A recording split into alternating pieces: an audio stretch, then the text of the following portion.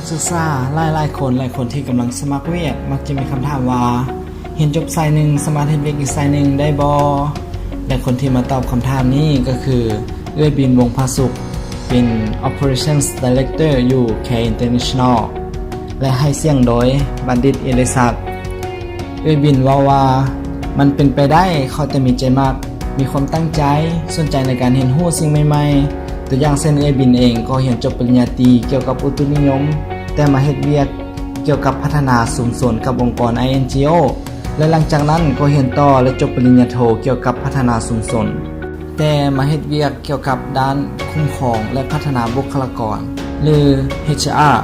ฉะนั้นเขาจะมีใจมากมีความตั้งใจและสนใจในการเรียนรู้สิ่งใหม่ๆเท่านี้ก็เป็นไปได้ที่จะเฮ็ดเวียกที่บ่ตรงกับสายที่เฮาเรียนมา